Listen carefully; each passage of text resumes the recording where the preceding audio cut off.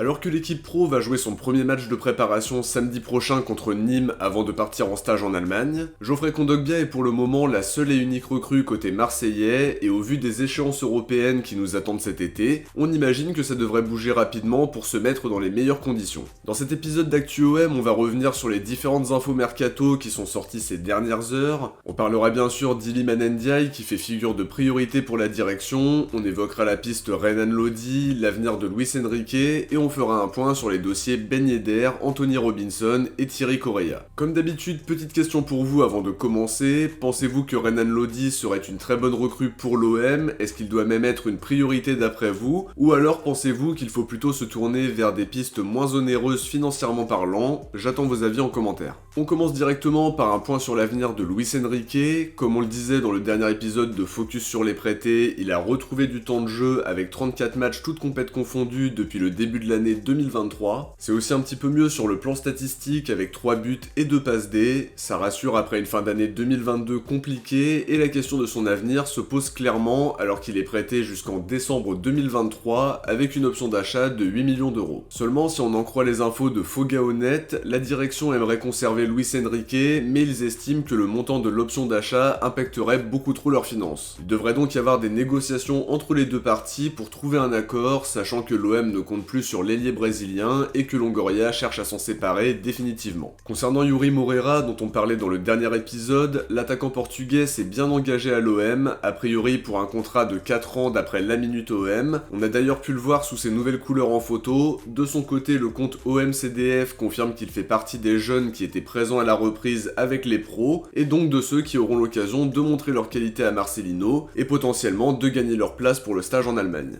Parmi les jeunes cités par OMCDF, on retrouve des jeunes recrues de post-formation comme Saya Sea qui avait été recruté à 3, Emran Soglo qui vient de Chelsea, le jeune attaquant ivoirien Ange Lago aussi qui a été récemment recruté. On retrouve aussi Traoré qui avait brillé en Youth League la saison dernière mais qu'on n'a pas encore eu l'occasion de voir avec les pros. Niakossi aura aussi l'occasion de se montrer aux yeux du coach espagnol et à voir qui réussira à tirer son épingle du jeu. Nadir et Ben Seguir de leur côté sont aussi présents mais on imagine que la direction va tenter de trouver une solution pour 2 joueurs qui seront en fin de contrat l'été prochain. GP013 expliquait d'ailleurs sur Twitter que Ben Seguir se dirigeait plutôt vers un transfert définitif, même si un prêt n'est pas à exclure totalement non plus. Ça n'empêche que dans ce cas de figure, faudrait d'abord prolonger son contrat. On repasse aux infos mercato avec un point sur une piste qu'on a déjà évoquée il y a quelques épisodes, celle qui mène à Anthony Robinson qui faisait figure de candidat très crédible pour se renforcer à gauche. La piste a clairement pris du plomb dans l'aile parce que Fulham a annoncé sa prolongation jusqu'en juin 2028. Financièrement, c'est plus une aussi bonne affaire qu'il y a quelques semaines parce qu'il n'avait plus qu'un an de contrat avec le club anglais. La direction se tournera probablement vers d'autres pistes pour se renforcer à gauche, un poste où il n'y a que Jordan Amavi dans l'effectif actuellement depuis que Kolasinac a signé à l'Atalanta. À gauche justement, on a beaucoup entendu parler de la piste Renan Lodi ces dernières heures. Relevo expliquait que la direction marseillaise était très intéressée par le latéral gauche brésilien, à tel point qu'ils auraient même proposé un prêt à l'Atlético, mais le club espagnol veut le vendre et espère récupérer 20 millions dans l'opération. Anderson Rubia Ramos affirme de son côté que les positions sont très éloignées entre les deux clubs. D'après lui, l'OM ne compte pas insister parce qu'il considère le prix trop élevé. En tout cas, personnellement, sur le plan sportif, je trouve que ce serait vraiment une très bonne recrue. Il a joué quasiment 30 matchs en Ligue des Champions et clairement à 25 ans, ce serait une très bonne affaire. Son club veut le vendre et peut-être que les négociations vont se poursuivre ou peut-être que la direction reviendra à la charge plus tard s'il est toujours à Madrid. En tout cas, sur le papier, c'est une piste vraiment intéressante, mais à voir s'il y aura l'opportunité de boucler le dossier, parce que pour l'instant, ça s'annonce clairement incertain. Toujours chez les latéraux, on va faire un petit point sur la piste Thierry Correia. La Provence confirme que la piste est vraiment concrète, mais que le transfert bloquerait sur l'indemnité. Une info qui est confirmée par Ser Deportivos Valencia, qui ajoute que l'OM ne veut pas mettre plus de 4,3 millions d'euros pour le faire venir. Une position qui va pas faire les affaires de Valence parce qu'ils l'ont payé 12 millions à l'origine et qu'il a encore 3 ans de contrat. On imagine qu'ils voudront obtenir un petit peu plus que ce que propose l'OM, mais à voir si les deux clubs peuvent trouver un terrain d'entente. En tout cas, perso, je suis pas vraiment emballé par cette piste, j'en ferai pas une priorité pour se renforcer à droite, même si évidemment ça peut quand même être une bonne surprise, mais je pense qu'il faut pas tomber dans la surenchère non plus parce qu'il y a peut-être mieux à aller chercher. Toujours à droite, Foot Mercato cite Valentin Gendret dans la shortlist de la direction pour le mercato d'été. Le latéral droit de Lecce intéresse plusieurs clubs comme Lille, Sassuolo, la Lazio, Wolverhampton ou encore la Fiorentina. Transfermarkt l'évalue à 4 millions d'euros avec un an de contrat restant, même s'il aurait une clause pour prolonger jusqu'en 2025. 25. À 23 ans, il y a la possibilité de faire une belle plus-value s'il exploite tout son potentiel à Marseille. Il a fait une saison pleine en Serie A avec d'ailleurs 4 passes D au compteur. Il était retenu avec les espoirs pour le dernier Euro, même s'il a joué que quelques minutes. À voir si l'intérêt va se confirmer, mais on sait que la direction scrute beaucoup la Serie A et que son profil pourrait leur plaire. Dans le secteur offensif maintenant, Sport World Ghana nous dit que l'OM s'intéresse de près au profil d'Ernest Nuama. L'ailier de 19 ans sort d'une très bonne saison avec Nord-Jylland, 15 buts et 4 passes D pour un joueur qui peut jouer à gauche, à droite, mais aussi dans l'axe. Il lui reste encore 3 ans de contrat avec le club danois, Transfermarkt l'évalue à 6 millions d'euros, mais on sait aussi qu'il y a une grosse concurrence sur le dossier parce qu'il est vraiment très convoité, avec par exemple des intérêts du Milan et de l'Ajax qui est d'ailleurs très connu pour développer les jeunes joueurs. Sur le style de jeu, il a de grosses qualités de percussion, de grosses qualités techniques, à l'aise balle au pied en étant capable aussi de résister dans les duels. Je trouve que c'est une piste de choix parce qu'il est polyvalent, il a une grosse marge de progression, mais c'est un joueur qui est capable aussi de faire de grosses différences dès maintenant. Je pense que c'est le moment de le prendre avant que sa valeur n'explose, mais il y a de la concurrence. Dans le dernier épisode, on a rapidement parlé de la piste Ben Yedder en précisant que le salaire pouvait clairement compliquer la donne par rapport à ce qu'il touche à Monaco. La Provence affirme que la direction aimerait le recruter en cas de départ de Sanchez, tout en ajoutant qu'il avait le même agent que Kondogbia et Harit.